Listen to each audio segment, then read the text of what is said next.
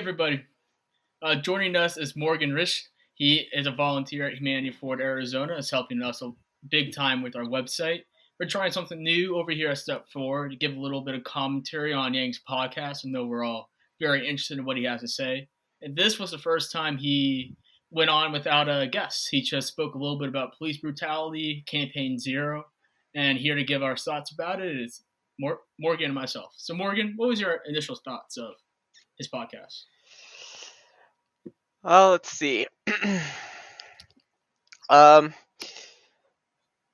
I have to be critical of Yang here, where I feel like he's definitely moving in the right direction. He's trying to come up with solutions, but I feel like he's not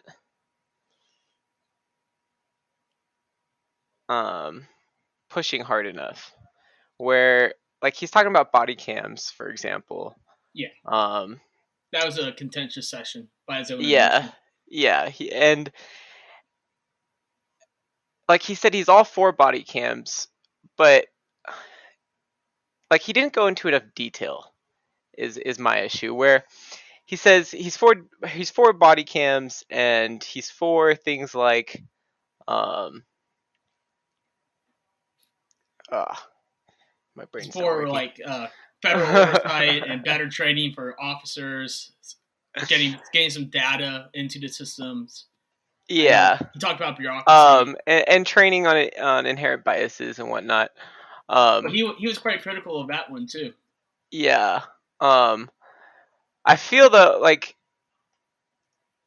I wish we were seeing more him go more in depth, where like the body cam issue, like I really feel like where's the accountability? Like why, like he said, oh, we need body cams. Well, a lot of cops are already wearing body cams at the moment. But the issue is they turn them off, as they feel. Well, at the very least, if they have the body cameras, it's a gauge if a department's well ran if they're always on. Like if everyone's always using their body Right. cams, it But means the officers are doing a good job. And if they're not, what's the consequence if they don't wear the body cam? I would hope it's some type of suspension, or Exactly. Like fine, I would like to time. hear. Like I don't know. It's just I would like to hear Yang. And Yang's always been he's very, I feel like he avoids too much detail because, I mean, he is trying to build a coalition. He's kind of speaking to people with many different ideologies and just trying to stick to the data. But I would like to hear him come out and say like, listen, if you're a cop, you have to be wearing a body cam, and if that body cam is ever turned off while you're on duty, that's an automatic felony, and these are the charges. Like,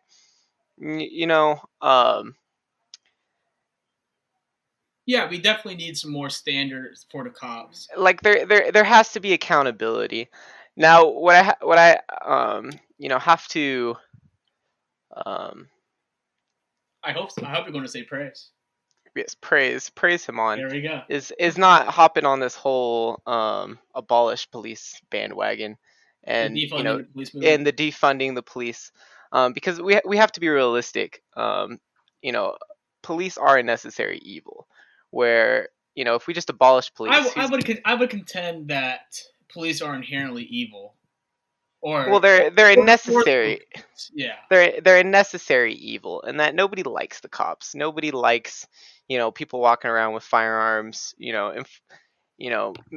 Keeping them in line with right now zero accountability. Well, that's kind where of I thought untouchable. Like Zach brought up a good point with the Mm-hmm. who's that organization he brought up? Oh God, the Whitebird Clinic. They're a nonprofit that has a branch that was dedicated to non-lethal response to conflict. And while we can maintain some aspects of the violence of police, the government does need to have the monopoly on violence because, even though the government is tyrannical, it's much better than corporations having the monopoly. Well, that's what I'm saying. That's why I feel citizenry.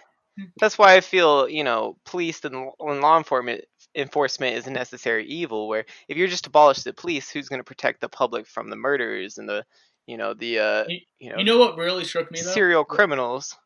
Hmm. This is definitely going to be a point when I talk to people who support President Trump, but during the Obama era, the regulation that allowed police departments to get access to military gear, Hmm. Yeah. that was detracted. This is something I didn't know about. I thought that's just always Hmm. been the case, but then President Trump reversed it. That is something profound. Well, and what's it say about our, America that we even have a surplus? Like we're pouring so much into the military that we have stuff we don't even need. So much so that we're just giving it away. you know, and it's stuff that law enforcement, like, why does law enforcement need a tank? There's no need. Why do they need Humvees, and why do they already have the riot gear ready to go? On hand, like and yet we don't have any supplies for our medical professionals in the case of a pandemic. It's just extremely problematic. Um, yeah, so um, gosh, I'm running on a few hours of sleep here, and my brain's not cooperating. But yeah, so I like the direction Yang's going. I like that he's trying to look into the data. He's seeing um, it's clear that there's cops are disproportionately targeting minorities, specifically black men, and you know he's putting forward a few ideas that I can agree with. Not necessarily that I don't agree. I would just like to hear more, in more detail. He just talks very vaguely. Like, we need a federal oversight and some accountability there. But what does that look like? And I mean, it's early. He's just beginning to think of um, these solutions and talk them through with people. Maybe he just doesn't have that developed yet, but um, and it's tough. I like the idea to have like a separate, maybe 912, or a separate task force that's non-force required for um, mental health issues and whatnot. I don't calling um, the cops on somebody who's trying to commit suicide is probably um, more digressive than progressive for that person's situation. Um, they say cops are supposed to, be trained in de-escalation, but it really feels like, just everybody's nerves, everything gets more tense when the cops arrive, and things just get more aggressive rather than less. Truthfully, I'd really like to see the number be something more like 256 for the Black Lives Matter movement. yeah, That'd be yeah. cool. Like, I think I mean, the civil number worship is could be very important. whatever, you know. But I think that's a great idea because I mean, uh, Marianne Williamson raised a good point in that you know if we were to abolish the police or even defund the police, because if we were to introduce a separate task force that was non-lethal, non-use of force necessarily, you would have to imagine that you'd shrink this police department and shrink the police staff.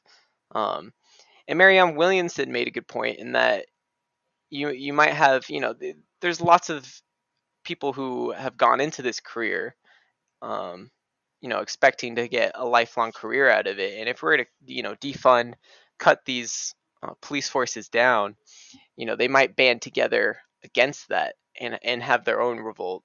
And I don't think there's any way we get any oversight of police officers without a fight with them. It doesn't right, seem realistic because right, police officers have immense power in their constituencies because of their yeah, and they're necessary.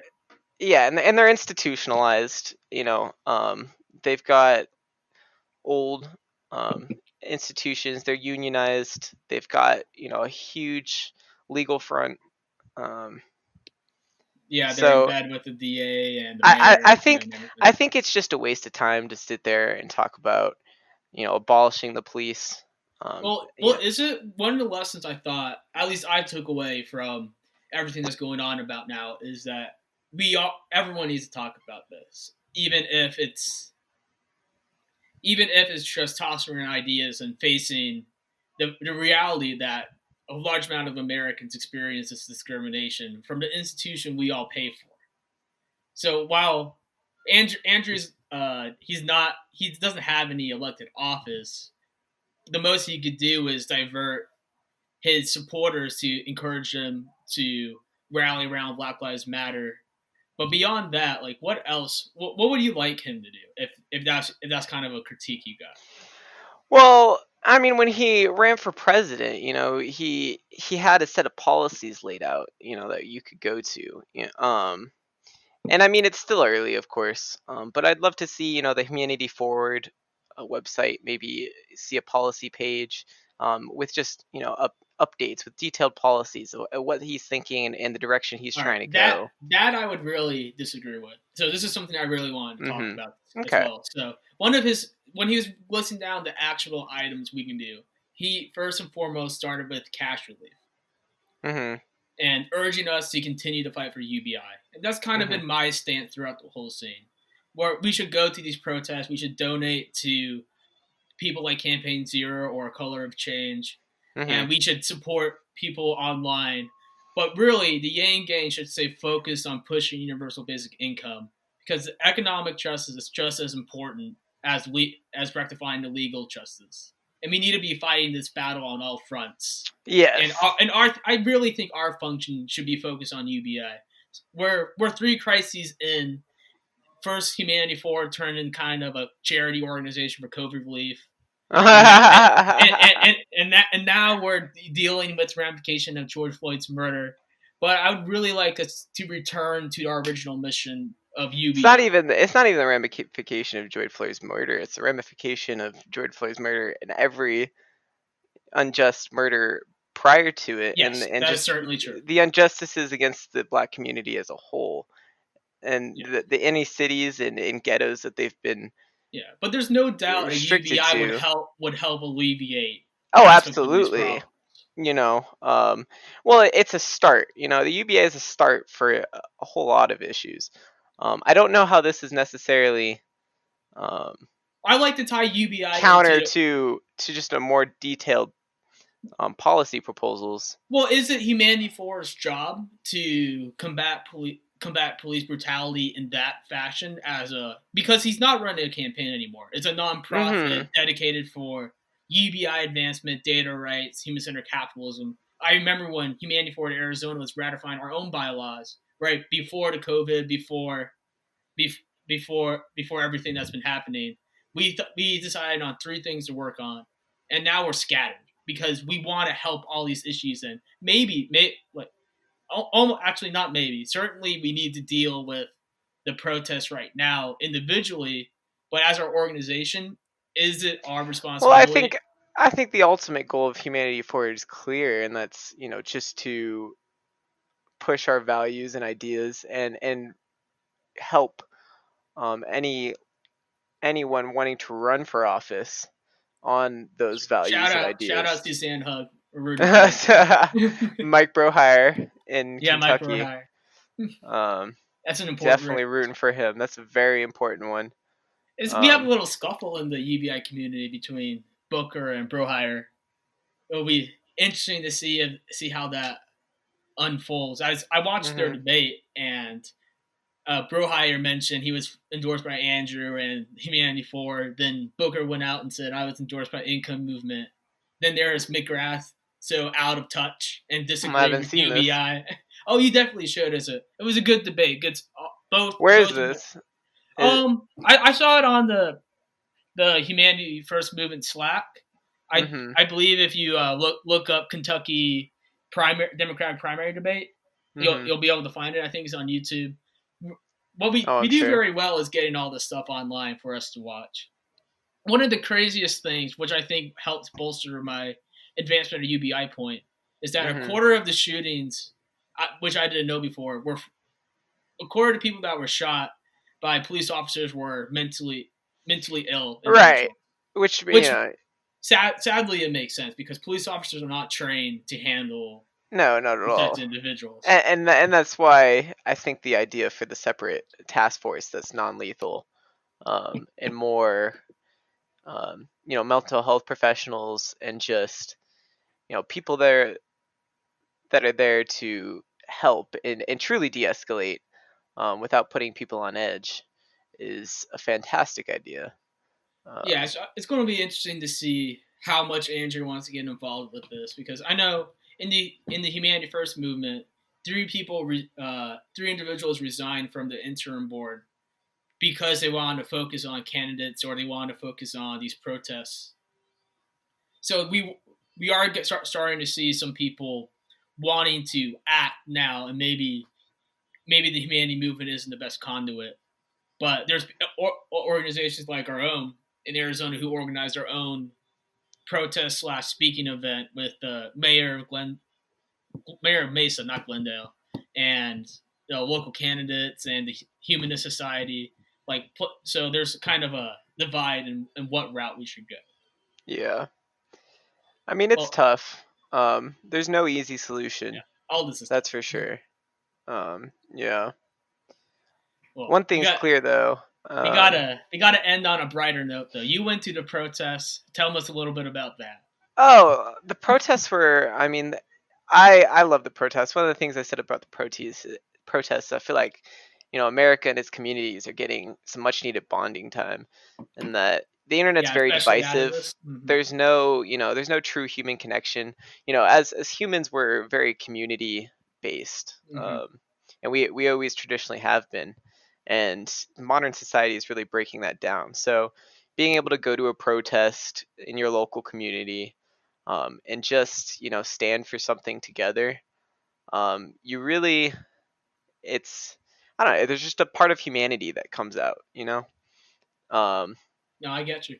where the protests we had here in Tucson, last Wednesday, it was, all black speakers kind of just giving their, perspective, the sort of things they've gone through, um, and collectively as a crowd we could sit there and listen, and there's a sort of connection and bond made through that, just through that event. And then when you marched after that, it was very, we felt connected in our chants. It was very, um, very just cohesive. We walked as one.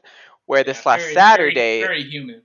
yeah, very human. Where this last Saturday, I have to say the event was much less organized. There was more Mm-hmm. people, but the event was less organized. We kind of all just stood there and looked around. There wasn't much going on. Hmm. There was just some non-black performers. There was a couple black performers, but a lot of them were just, you know, um, just non-black performers performing, and they're, just like background music.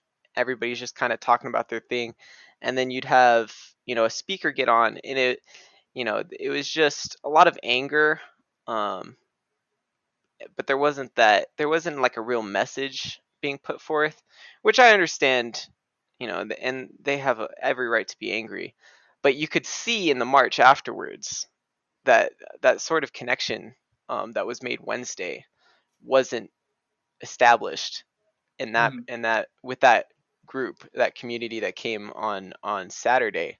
And the march afterward was much, I have to say, much more disorganized. We couldn't chant really, in step. We had multiple times where some people wanted to go one way and other people, and we were kind of splitting, and then we had to like pull, one side had to pull back and like regroup. It was much messier, and it was just interesting to see the contrast between the two, where you had a well organized event where we all got to stand there in solidarity, really listening and reflecting on these people's perspectives, and then another event where, um, we just kind of stood around and there wasn't, um, any real message put forth, for us to unite around. And you could almost feel that in the march afterwards. Um, but either way, I'm super happy to be out there supporting the Black community. I've always felt that the racial injustices and systemic racism in this country is more than, I mean, we literally stole these people from their land and made them create this country for free, basically against their will. Yeah, And that's that's an never really understatement. made right for that. To say to even um, think that racism is non-existent. I mean, it's just it comes out of ignorance of just the situation that the Black community is still in and still faces every day. Um, Yeah, so that's certainly true. I want to ask you, how do you feel about reparations? So this event has been really been profound on me. Hmm. So I used to be in the so as a member of I generation, as someone who's never considered themselves as an individual to be You racist in wouldn't any be regard. you wouldn't consider yourself Gen Z, I no I Gen and Gen Z are equivalent. either? Yeah, I thought iGen was more I Gen is the generation. 1995 to 2012. Interesting. I Okay. actually don't know what The what iPhone didn't generation come that out. is. The iPhone didn't come out to 2007. Well, So I mean. they kind of. So I read the book called iGen from Chrissy. I can't Yeah. remember her name, but she was on Andy's Yeah. Yeah. podcast. Mhm. So it's fresh in the mind. But Mhm. getting back to the reparations, so I always consider myself not racist, just because I've never done anything racist towards anyone myself. But Right. this really made me take a look back and finally understand what exactly white privilege is and what it Mhm. means in the context of our community and our state and our country. So that's a profound change. As for Mhm. reparations, um, if it's money, like we're talking about direct cash to Mhm. African Americans for reparations, I support UBI over reparations. So it's two parts. The first is Mhm. per month under a UBI scheme, the African American community gets $40 billion per month. Mhm. So the proposals I've seen for reparations for African Americans have been around the 500 billion mark in Mhm. total sums, and that will be eclipsed quickly under the UBI. So if Mhm. we have a UBI, I don't consider the cash part the important part of reparations. So you're just saying basically reparations in the form of UBI, but the Black community would receive more than everyone else. I would suggest reparations be in effect something different. Maybe realigning the incentives to allow them to prosper, like removing not only removing the legal boundaries, but actively propelling African American communities forward. Now, Mhm. I'm not. This is way out of my area of expertise, Yeah. No, so definitely. it's tough. But I would say just giving them access to more capital, which they've historically been reduced, giving them access to more land, or like maybe Mhm. first ability to buy certain land or certain ownership of industries, like the music industry is a great example. A lot of great African American music that's been eaten up by white conglomerate industries that are retaining most of the wealth from their labor. So Mhm. reevaluating stuff like that I would prefer to see. But if we Mhm. don't have a UBI, say UBI never happens, then I'm good with reparations. Mhm. So at some point, I don't think like if we're giving the African American community $40 billion every month, I don't think more money would actually like there's a limit to how much money will help. Yeah. No, definitely. Where too much free money could be problematic. I feel definitely. Yeah, like it's tough to argue against giving people more money. Especially in the Yang game, we all know we want to give. Yeah. We're the free money people. If we had any reparations in terms of Africa, like black individuals, I would say we should start out giving direct payments to Africans Mhm. because it's two-way street. We stole their people and use them for our purposes, but we also detracted from what That's they interesting should have been because doing in Africa and helping building up the African nations and their economies and their that's interesting because societies. that kind of aligns with I feel like Yang's foreign policy, where he Yeah, very much wants to export American technology in order to build up um, other countries, yeah, specifically third world countries. yeah. Um, Like the charity gift which would directly be is a great interesting. Not only organization, not only correct our sins in America, but correct our sins in Africa as well. and globally, Um, because it wasn't just yeah, America who yeah, decimated that country. I think we have a real responsibility to help globally. Africans, but I think like 80% of the foreign aid we give to African nations now are filtered into corrupt pockets, and You know what's really interesting? There was a recent video that came out. I can't think of her name at the moment, but it was this old lady talking about a map. it There's some more was it videos that she's. Jane? Yeah, Yeah, that Jonah sounds Lee right. texted tweeted Yeah, that out. and it was really just enlightening as to just how deep systemic racism is. Where Hmm. the map that we currently have isn't even an accurate representation No, Africa's huge. geologically of of our world, where the Pope um, commissioned this map to be made, um, biased towards Christianity and the spread of Christianity, or in other words, white people. So Hmm. all the countries where white At the people, time, yeah, at the time, all the countries that were predominantly white were Catholic and made Protestant. larger, and all the countries that were predominantly black were made smaller. That's And just it's just, hilarious looking back on it though. Like, yeah, and no, it's just, and we it still worked, use, and it worked. and it's hilarious that we're still using that map today. We're still teaching our kids that that's what the world looks like, and that the Europe and North America are equal in size to Africa, when the reality is Africa eclipses their size significantly. um, it's just, yeah. Is looking back on it is kind of amazing. Like last night, so I had like the whole protest have made me very agitated and like helpless.